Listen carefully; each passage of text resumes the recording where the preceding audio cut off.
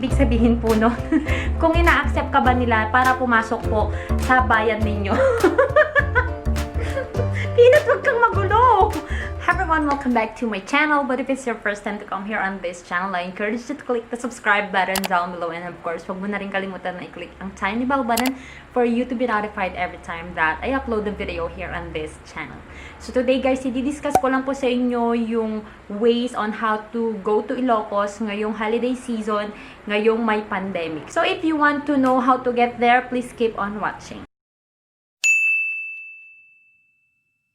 So, yung di-discuss ko sa inyo guys is on how to go to Ilocos as a resident, na yung bumabalik na resident.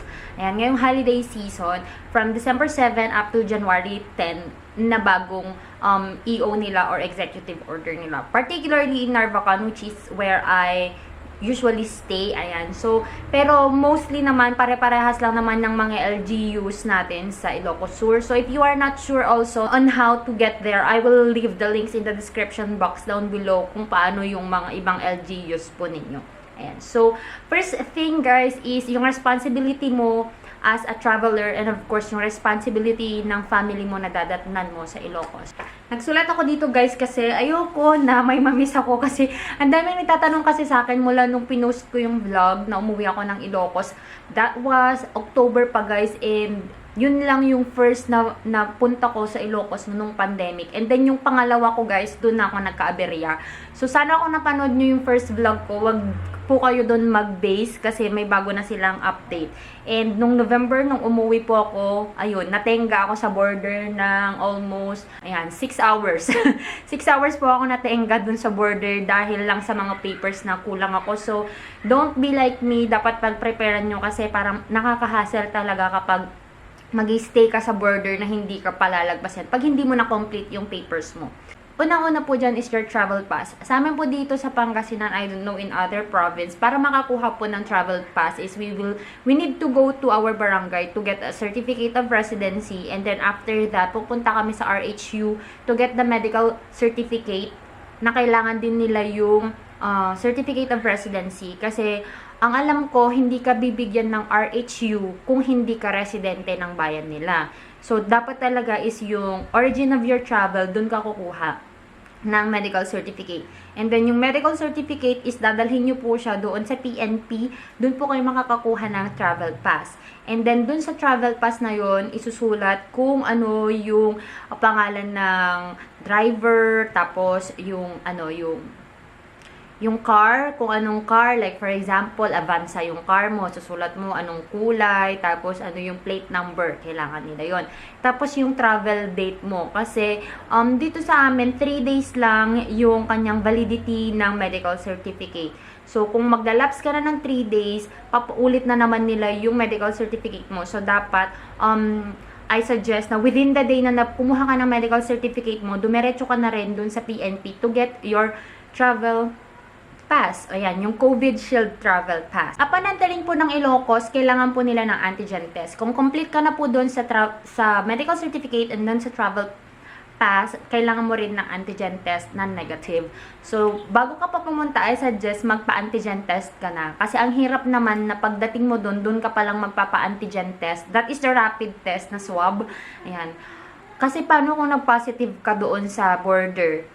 Paano ka na naman magiging case ka na naman ng Ilocos or whatsoever, and sayang yung travel nyo, sayang yung pagod nyo, ganyan. So, I suggest, nandun pa lang kayo sa panggagalingan nyo, magpa-antigen test na kayo. Dun sa border nung November, dun ako nagpa-swab kasi ang dala ko is only the rapid test na antibody. Hindi na po nila yung tinatanggap. Kailangan na nila the rapid test na antigen test. Yan. So, dun ako nagpa-swab and it is worth 1,000 pesos. So, baka may mas mura po dun sa inyo kasi dito sa amin mas mahal yung antigen test. Kung mas mura sa inyo, edi dun na kayo. And yun nga, just to be sure na negative kayo, and para sure din na yung mga dadatnan nyo is safe from you kasi you might be a carrier, hindi nyo lang alam. And parang mas maganda din for me kung kaya nyo na magpa-antigen tsaka antibody kasi kung minsan magne-negative ka sa antigen pero dun sa antibody is merong positive doon, which is the IgM and IgG. So, kung nasa IgG ka na, kung ako siguro, kahit mag-positive ako ng IgG, hindi ako pupunta ng Ilocos. Kasi pwedeng dormant, diba? Paranoid lang, ayan. So, upon entering nga, kailangan i-check po nila yun. And then, pupunta ka dun sa pila na parang booth lang siya na maliit. Doon mo ipapasa yung papers mo. Titigil at titigil ka talaga. Ipapark mo talaga yung sasakyan nyo po doon na ipapakita na complete yung papers nyo. Tapos doon sa pila na yon, i-check din ng mga nurses. Ata parang gano'n. No? Yeah, nurses yung mga nag-check. Tatawag ngayon yung mga nurses doon sa LGU ninyo. Ayan. So, tatanungin nila kung meron ka bang letter of acceptance. Ibig sabihin po, no? Kung ina-accept ka ba nila para pumasok po sa bayan ninyo. Peanut, wag kang magulo! At kung sinabi naman ng LGU ninyo guys na meron kang letter of acceptance, ibibigay na ng mga nurses yung papers mo and then i-release ka nila. Then you can now go. Pero pagdating mo sa bayan mo, pupunta ka dun sa RHU, magta-time in ka doon, tapos magta-time in ka po doon para masabi na dumating ka na. So, kung tatanungin nyo kung paano po kumuha ng letter of acceptance, yun po yung process ng mga relatives nyo pa na nasa Ilocos na. Bago pa po kayo dumating, dapat 2 to 3 days na bago kayo dumating, dapat nagawa na nila yun para wala kayong hassle. Kasi yun yung hassle na nangyari sa akin kasi nga hindi kami aware na meron palang ganon. Ayan. So, yung family member nyo should go to the barangay. Dun sa barangay, meron na silang form doon. Pipirma ni Kapitan ng RHU, MDRRMO, and then yung Mayor's Office, and then yung PNP. Ayan. So, yung PNP yung pinaka-last. Ayan. So, in my case before guys, chinek pa nila yung titirhan ko kasi hindi nga ako pupunta sa barangay isolation facility. Ayan. Kasi kailangan mo talaga pumunta sa isolation facility.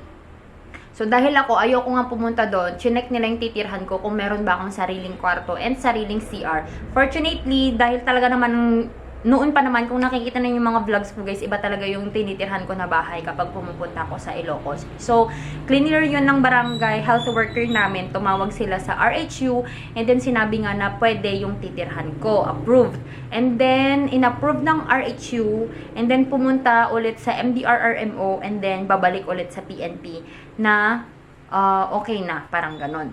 So, yun lang naman yung form guys. Yun lang yung letter of acceptance, and then ipapasa nyo ata yun sa RHU or sa police station. I'm not sure kasi iba yung nag-process nun eh. But anyway, you can ask naman yung MDRRMO kung kanino po nila yun, ninyo yun iiwan. Kasi yun yung tatawagan ng Tagudin. Ayan guys. And mayroon pa po palang bagong update ngayon sa MDRRMO starting December 7 up to January 10. Kung sino yung mga darating within that span of time. Pwede na daw po tayong hindi po sumali sa strict isolation facility ng government. Pero dapat po yung titirhan po natin is separate ang bahay mo. Pag separate ang bahay mo, yun yung pinakamagandang way. Pero kung ang bahay nyo is mayroon ka lang sariling kwarto and mayroon ka lang sariling CR, pero paglabas mo is nandito pa rin yung family mo, mag-undergo ka ng antigen test on your 4th, 8th, and 12th day doon sa Ilocos. So, dapat mag-antigen test ka. Tapos, own money po ninyo yun. So, 1,000 per swab. Ayan. So, maninigurado sila na dapat lagi ka lang nandun din sa bahay, hindi ka nakikisalamuha, bawal mamasyal. And then, kapag kasama mo yung family members mo will be considered as PUM or person under monitoring, kung hindi ako nagkakamali. Pero kung meron ka pong sariling bahay, wala ka namang ibang kasama sa bahay, ayan, hindi mo na kailangan magpa-swab test on your 4th and on your 8th and 12th day sa probinsya. So, pero yun nga lang, hindi ka pwedeng lumabas ng bahay. Hindi ka pwedeng makisalamuha. Ganun po. Leave ko na lang yung link ng MDRRMO sa baba guys. Executive order to ng buong probinsya. Kung may separate na home ka, no need for antigen test in every 4th day, 8th and 12th day. Ayan. Kung meron kang sariling kwarto at nakamix ka pa rin sa family mo, kailangan mag-antigen test. Ayan. So, in my case, probably I will not undergo kasi meron naman sarili akong pinag-stayan, tsaka 3 days lang ako doon. Naalis din ako agad. Apor, yun din. Yung kung mga apor guys, hindi ka naman nila pipigilan na aalis. Actually, mas masaya pa silang aalis ka na.